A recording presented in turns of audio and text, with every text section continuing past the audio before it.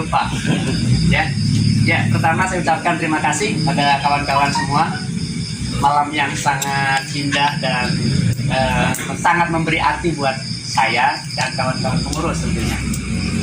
Ini malam pertama saya menginjakan kaki di Glen Subang dengan kawan-kawan pengurus. Dan sebelumnya juga yang terhormat Pak Eka, terima kasih atas kehadirannya, sambutannya.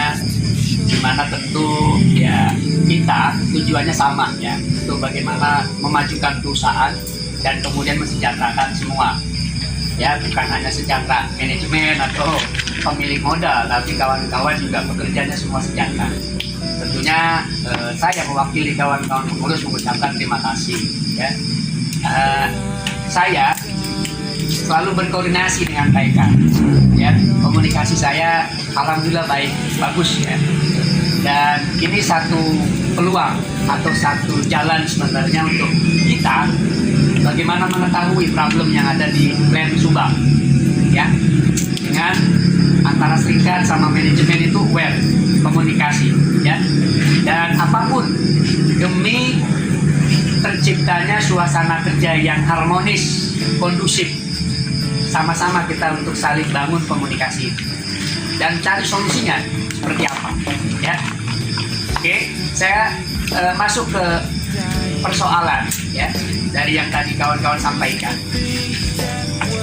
Pertama soal bagaimana program, bagaimana kepengurusan hari ini. Program kepengurusan hari ini itu jelas ya. Kita ada ketransparansian dana atau iuran dan ketransparansian program. Program kita adalah ya bagaimana menyelesaikan kasus-kasus. Itu yang pertama. Yang kedua adalah bagaimana menyelesaikan resolusi perjuangan yang belum selesai pada zaman atau pada periode yang sebelumnya. Contoh, iuran melalui check-off system atau payroll. Alhamdulillah, kemarin kita sudah buat draft PB, perjanjian bersama. Kita sudah serahkan ke pihak manajemen.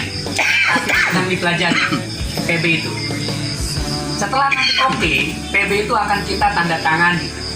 Setelah ditandatangani akan diserahkan ke payroll dan maka berjalan.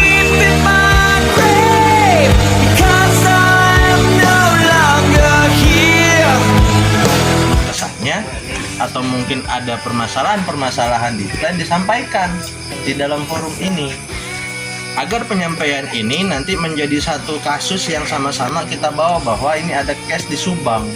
Ini ada satu hal yang mengganjal kepada kawan-kawan di Subang, pada manajemen, dan menjadi pertimbangan hingga menjadi satu hal perundingan pada manajemen. Tidak mungkin kalau kita tidak tahu keluh kesahnya, tapi tahu-tahu kita sampaikan kepada manajemen.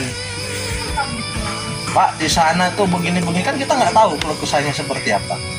Ayo, mumpung kita sama-sama di sini, jika memang ada permasalahan di dalam hal mekanisme bekerja atau seperti apapun, ya coba disampaikan. Coba terbuka aja. Sama-sama kita coba akan selesaikan. Mungkin itu aja yang akan saya kembalikan karena kita nggak tahu nih dari pengurusan apa sih masalahnya di Glen Subang, ada apa, kenapa, keluh kesah daripada kawan-kawan. Seperti itu.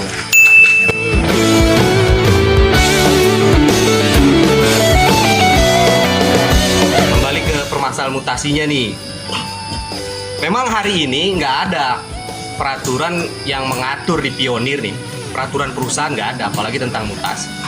Saya rasa kawan-kawan atau teman-teman hari ini bukannya nggak mau dimutasi, tapi kan ketika mutasi itu pindah dari tempat yang lama, domisilinya atau tempat tinggalnya, tempat yang lebih jauh. Artinya kan inginnya kenaikannya fee-nya lebih besar kan gitu ya, ada kenaikan tambahan lah. Nggak ada.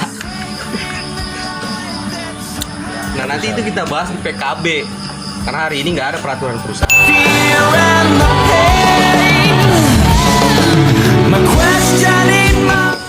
Ya kan, muncul isu kita mau ada mutasi, ya kan, atau mau ada sanksi, ya kan, atau mau ada apalah kebijakan yang sekiranya merugikan kita.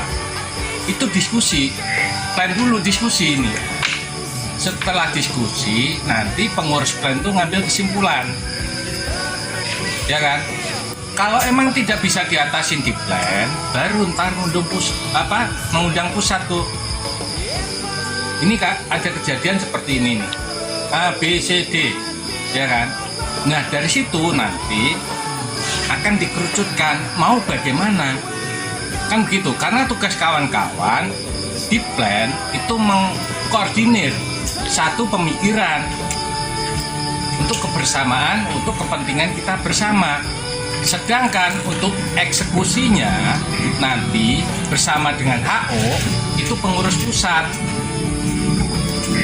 Tadi udah dijelaskan bahwasanya contoh kasus kejadian kawan-kawan Cimareme kemarin itu negosiasinya itu nggak sekali dua kali. Kita kunjungan ke Plan Cimareme itu kalau nggak salah 2 kali itu pengurus pusat datangin mau seperti apa negosiasinya, kesimpulannya mau seperti apa, ditanyakan nama yang bersangkutan.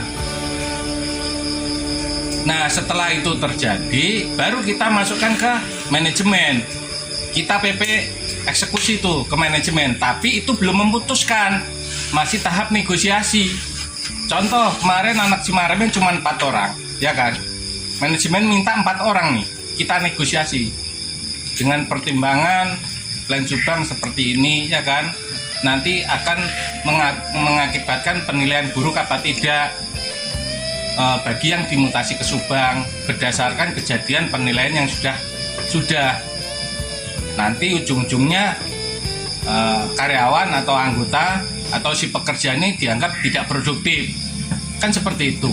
Jadi kita mempunyai bahan di situ untuk argumentasi ke HO. Akhirnya terjadilah 2 orang tuh kesepakatan, kita ke Plan Cimareme lagi. Gimana nih? Tidak jadi 4 orang tapi 2 orang. Itu pun waktunya ada jatuh waktunya, ada kesepakatan bahwasanya itu tidak selamanya. Time after time. Ya, karena memang aturan hukum itu tanpa ada keterlibatan serikat tidak ada. Aturan hukum itu kayak undang-undang yang baru, Omnibus Law, itu dinyatakan cacat hukum oleh Mahkamah Konstitusi, ya, dinyatakan inkonstitusional bersyarat. Kenapa? Karena tidak tidak mengakomodir. But I found out the hard way. It's a road that leads to pain. I found that love was more than just a game. Playing to win, but you